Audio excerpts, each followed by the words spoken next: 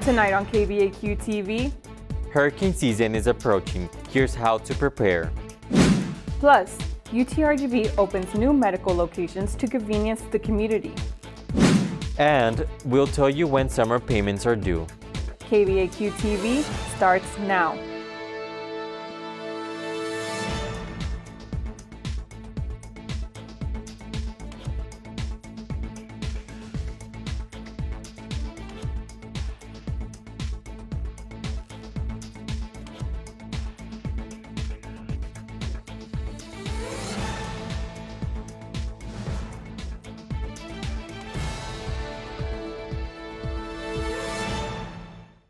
Hey there, vaqueros. Welcome back to this semester's final edition of KVAQ-TV. I'm Alan Martinez. And I'm Yaneli Hernandez. Today is Monday, May 3rd. And at the top of the hour,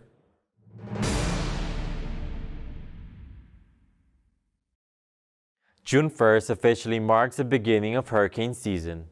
We spoke with Cameron County's Emergency Management Coordinator, Tom Hushen, who emphasized the importance of listening to emergency warnings and being prepared for any orders or suggestions to evacuate. Don't wait. If you have a hurricane that's in the Gulf of Mexico and we are in the cone of uncertainty, you need to take that very seriously. If you are going to be leaving, have a plan. Secondly, if it's flooding, we don't recommend you stay. We always suggest a generator is top priority. Because especially if you have family members who are on any kind of oxygen machines, anything like that, usually want at least a gallon of water per day per person. Hushen adds that citizens should purchase medications when the judge orders a declaration of disaster prior to a storm to ensure they have enough supply to last through it. He also mentions the importance of staying up to date with their website and the National Weather Service to avoid being misinformed. You can visit cameroncounty.us/emergency-management for resources to prepare for hurricanes and other disasters. President Joe Biden has pledged to reduce the use of fossil fuels in the United States to 50% by the year 2030. Will this affect the Valley? Here's Hector Tamez with more. We're seeing more and more movement in that direction, but it isn't certainly going to move where you will see total dependence on renewables anytime soon. During the 2021's Leaders Summit on Climate late last month, President Joe Biden stated that the U.S. plans to cut the country's greenhouse gas emissions in half by the end of this decade. A step that President Biden says will set America on a path of a net zero emissions economy by no later than 2050. We've seen a lot more discussion in recent years about renewable energy projects in the region. Fossil fuels, obviously are the main use of energy for everybody. We run our vehicles on gasoline. We run our power generation facilities off of natural gas. Port Director and CEO for the Port of Brownsville, Eduardo Campirano, explains that the complication of completely depending on renewable energy is that there is a difficulty when it comes to storing the energy from renewables. It's not just going to happen overnight. That alternative needs to be affordable, needs to be available, and it needs to be developed in the scale that meets the demand to move away from fossils into the renewables. UTRGV Associate Professor of Economics Salvador Contreras says that the Port of Brownsville is an important economic engine for the Valley when it comes to foreign trade, but it's not the biggest. Whatever disruptions occur to this industry are unlikely to have large repercussions to the economy of the RGV as a whole. Contreras mentions that if President Biden wants to reduce the use of fossil fuels in the U.S., he needs to convince people to buy products that use renewable energy instead of gas. For example, maybe increasing the tax on gasoline consumption. It will be more expensive to drive a big car, and so you're less likely to buy this big car and more likely to buy a smaller car or maybe buy an electric car. He says that we still don't know what kind of strategies President Biden plans to take to reduce the use of fossil fuels in the United States. So far, it's just a proposal. Reporting for KVAQ-TV, Hector Tamez. UT Health has opened 2 new clinics instead of HEB Pluses in Brownsville and Mission. These clinics are to help the community gain access to their services closer to home. With various clinics throughout the RGV, Brownsville and Mission were 2 cities not receiving UT Health services. Dean of the UTRGV School of Medicine, John Krause, says that he spent a year working with HEB to establish these 2 new locations called V Express Clinics. We felt that this was a good way for us to really introduce our services to the community and to do that in a way that provided ready access to care for those new patients for us, so that they could begin to see the kind of things we offer in our primary care sites. These clinics are available to the public. If anyone in the community is looking to set up an appointment, call the Mission location at 956-296-2935.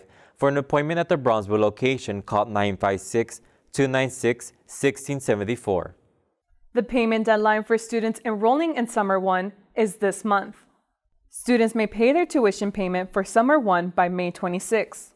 For those enrolling in Summer 2, the deadline is July 5th. The last day for students to enroll in the mini semester and Summer 1 is May 5th. For more information, you can contact U Central at 888-882-4026 or email ucentral@utrgv.edu. In this week's police reports,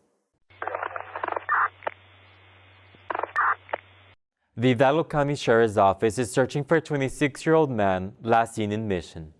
Officials say Jesus Ramos Campos is charged with injury to a child, elderly, or disabled person with intent bodily injury. Police describe Campos as 5 feet 2 inches tall, weighing 180 pounds, with black hair and brown eyes. If you have any information, call the Hidalgo County Sheriff's Office at 956-383-8114 or anonymously call the Hidalgo County Crime Stoppers hotline at 956-668-8477. Brownsville police detectives are searching for any information leading to the identity of 2 suspects charged with felony credit card abuse. Detectives say the suspects went into a laundry room of La Quinta Inn located at 5052 North Expressway 77 and took a debit card from the location. Later, there were several unauthorized transactions made on the victim's card.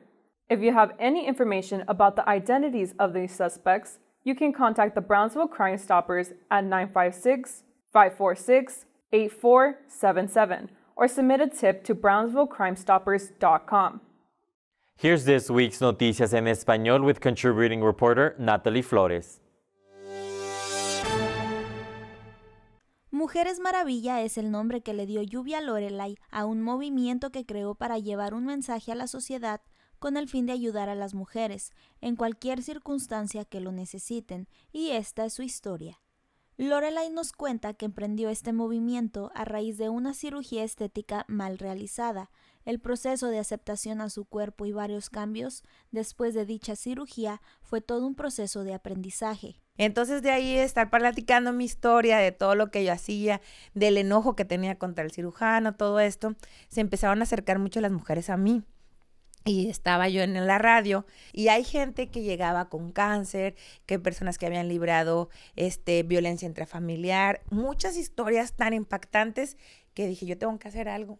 Y fue cuando yo creo desperté y decir, tengo que ayudar a los demás, y empezó mi labor de servicio con Mujeres Maravilla. Después de crear el movimiento, más mujeres se acercaron a ella con historias que ella creía importantes que otras mujeres las escucharan. Así fue como Lorelai publicó su segundo libro, Mujeres Maravilla, la historia de una vida de mujeres auténticamente maravillosas. Me gustaría hacer como una tipo fundación, asociación, en donde se pueda seguir ayudando, porque muchas vienen y las entrevisto, cuentan su historia, pero necesitan para sus tratamientos médicos, pero me gustaría que ya fuera más formal como una fundación y poder ayudar a esas personas. Y sí me gustaría que saliera del Valle. Ya salió a Reynosa, pero me gustaría que fuera al nivel mundial, la verdad. Por el momento, Lorelai sigue haciendo entrevistas cada martes en su página de Facebook llamada Lluvia Lorelai, abriendo un espacio a las mujeres para expresarse.